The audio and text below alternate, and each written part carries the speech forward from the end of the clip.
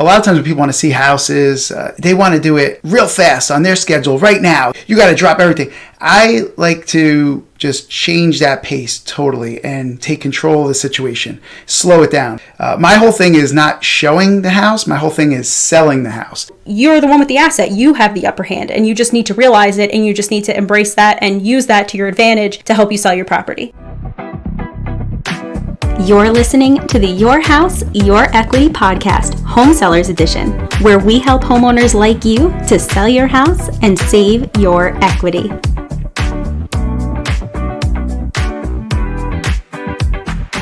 Welcome everybody to this week's episode of the Your House, Your Equity podcast. And this week we're talking about how to schedule showings, and by the end of this podcast, you will learn several tactics and tips that you can use when scheduling showing appointments that can actually help you sell your house faster and motivate buyers to make higher and faster offers. That's right, we're going to be talking about how to build sales pressure no matter how many people want to see your house. And we're also going to talk about one of Vin's favorite strategies straight from the Your House, Your Equity course. That's right. We're going to teach you what I like to call the stacking method, which I've used several times myself to help houses get under contract in just one day of showings. There are a few extra things behind the scenes that you're going to need to know to make the most out of stacking your appointments back to back to really pull this off effectively. So we're going to be sharing those secrets with you starting right now.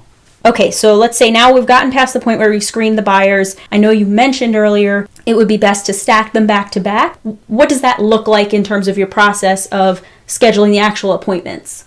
Before I even get into answering that, I just want to say one other thing that could be helpful to people. A lot of times when people want to see houses, they want to do it like real fast on their schedule right now. You got to drop everything. I like to just change that pace totally and take control of the situation. Slow it down because first of all, I need to make sure that they're pre-qualified first. My whole thing is not showing the house. My whole thing is selling the house. So I want to make sure, like we talk about, that they drive by, that they're pre-qualified, and that takes a couple days, fine, because I want to make sure that my time's not wasted. I don't want to drop everything that I'm doing, and all of a sudden, just to get you there, to make you happy, and all of a sudden, to get you there in a half hour, 15 minutes, or a couple hours, and all of a sudden, you're not ready or you can't even buy the house. So I just want to say that is a very important thing. Slow down the process to make sure you have the right people there. The reason I'm saying that first is because that leads into the second one. The second one goes into what your question was about scheduling. So what I like to do if I realize that I'm getting a lot of interest real quick. Now this doesn't happen with every property. It depends on your neighborhood, it depends on the property, depends on the condition of your property. You got to realize there's a lot of factors that go into, it depends on what the real estate market is. But what we teach in the course is we teach you the overall best methods available to get the most action on your house, to get the highest price on your house, and to sell it quickly and easily, and to streamline it so you're working with the right people. So what I do is, if I'm getting a lot of interest, obviously if I'm not getting a lot of interest, I'm just going to schedule one person. If I'm only getting a call here or there, and I get one call and I'm not getting a call for a few days, I'm going to schedule that one person. But if I realize in the first couple days I'm getting a nice steady flow of calls, and I realize that I can get a little bit of sales pressure built up here, I'm going to schedule it probably 3-4 days out to give me time to get those pre-qualification letters, give people time to drive by. I may even schedule it 1 week out. And that way, I'm saying, hey, by the way, thanks for calling. We're actually starting to schedule showings next week. Let's say they call on a Wednesday. Okay, we're starting our showings next Wednesday. We're getting a lot of interest on this house. We do require people to drive by first and send pre-qualification letters into us first so we can look those over, and then we'll call you back or text you to set the appointment. And so what that does is it allows me a few days to get the people to drive by, get back to me, tell me they did, and get me those pre-qualification letters. And once they do, now, see, it's already building sales pressure because now they realize, and wow, other people want this house. If I want it, I better go do this. I better get my pre-qualification letters. So this is already building suspense before they even get there. And then what I like to do is like I mentioned earlier, I like to set them up a half hour apart. Preferably, if I can, I usually don't try to get more than 4 because then it starts getting too much. But if you can, that's great. Just going to make it for a longer day for you. But if you can get, ideally all you'll need for this strategy is 2. You just need 2 people, 2 showings. But if you can get 3 or 4, that's even the better because of you can get a greater bidding war. And that's kind of how I do it because I think Well, it depends on the house. It depends on the size of the property. Obviously, if you have a really big house, you have a lot of land to show outside, you might need a little bit more time. But from my experience over the years, a half hour is usually pretty good because you talk to the people a little bit when they get there, you show them the house, talk to them a little bit after. And what I really love about this strategy is it works so good because a lot of times the second appointment will show up a little bit early, a couple minutes early. They'll be knocking at the door or ringing the doorbell. And I really love it because I say to people that I'm showing the house to, excuse me, my next appointment's here. I'll be right back with you. I just got to tell them that I'm finishing the showing. So they're thinking, oh man, if we want this house, we better do something because the next people are here. Then I'll go to the door and I'll tell the next people, sorry, I'll be with you in a little bit. I'm finishing my first showing here with these people. And they're thinking, oh man, there's already people looking at this. And then what's really great about this strategy, if you have a third or fourth appointment, that same thing is going to happen to the second group of buyers and the third group of buyers, and it just builds this overall sales pressure, suspense that a lot of times you'll get offers, and that depends on the house and the market and the condition of your house and everything like that. But a lot of times you'll get offers right then, and sometimes even for more than asking price. And you'll see the look on the people's face because, like I said, we're all about for the homeowner making it for you. And when it flips in your side, when all of a sudden it's you have the position of posture. It's great rather than being desperate or feeling weak where you gotta beg or everything like that. You put them in a position that if they want this house, they gotta take action. If they want this house, they gotta pay full price or they might have to pay more than full price. So it puts you in a great position.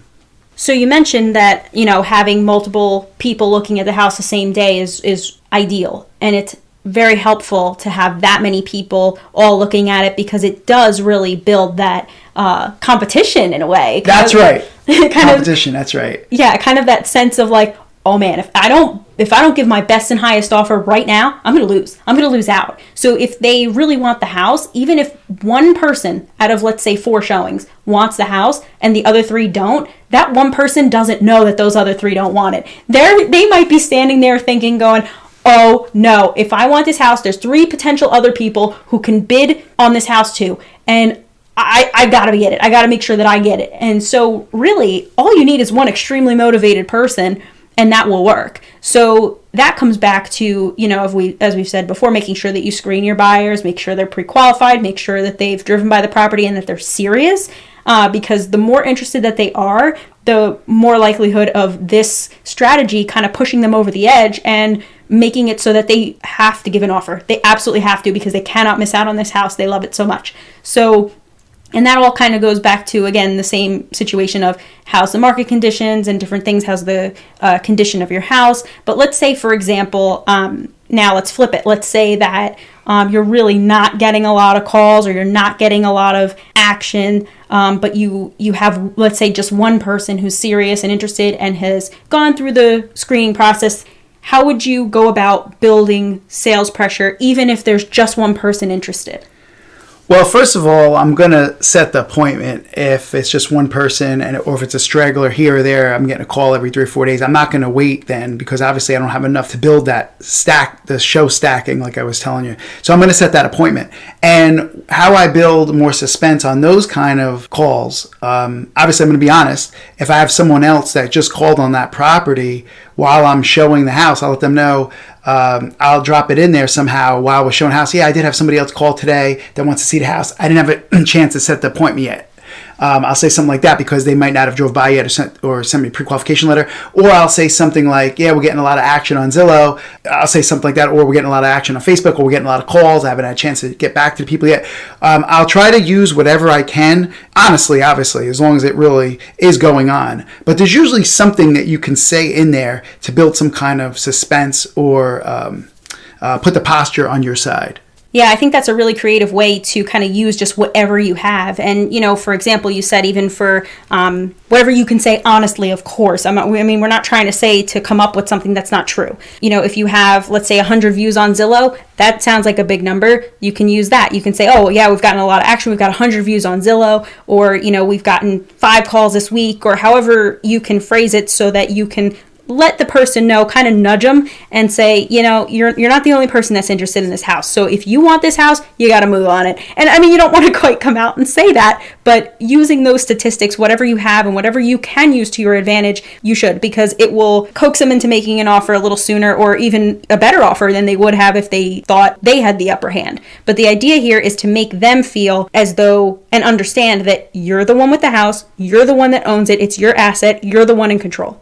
And that's how you need to look at it. I know a lot of sellers are not as confident, especially if they're, doing it on their own. It can be a little bit more intimidating. But as you said, Vin, to have that posture on your side and to give that confidence and exude that confidence, it will flip the situation completely. And, you're the one with the asset. You have the upper hand, and you just need to realize it, and you just need to embrace that and use that to your advantage to help you sell your property. And that's something that we really stress in the Your House, Your Equity course. For those that don't know about it, we do have a course. You can check it out on our website. It's at yourhouseyourequity.com. Put the links to that in the description. And I think that's something that's so crucial that we talk about in the course, is making sure that people understand that they're the ones that can do it. And we give you so many tips and strategies. So if you like this content, if you like this podcast and the things that we do here, you will definitely like that. So you can check it out. Also, another thing that we have available for anyone to watch and take advantage of is our free webinar.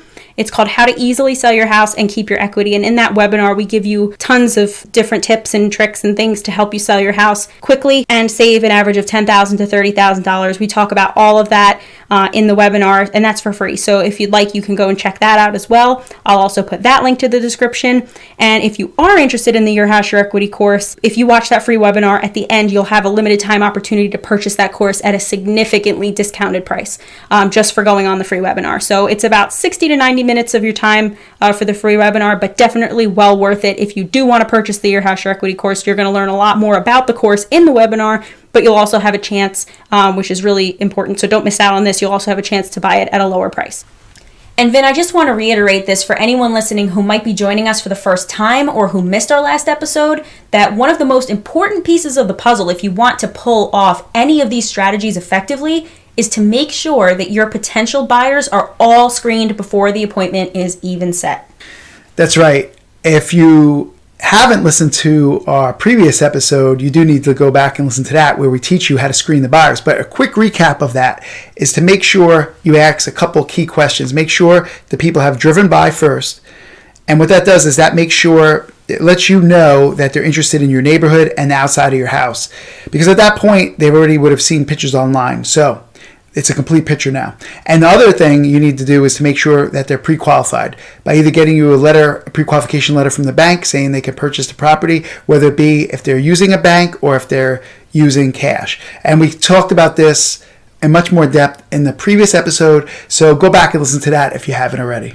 So just remember that if people aren't pre-qualified, you could be wasting your time cleaning the house, showing the property, and also you could be setting yourself up for disappointment, thinking you got somebody that's interested and then finding out later that they either aren't interested or they might seem interested, but then later on you may find out that they actually can't buy your house. Don't skip this part about pre-qualification. Just make sure they drove by the property, make sure they get your pre-qualification letter, and that is a much better appointment than just showing your house to anybody who wants to see it.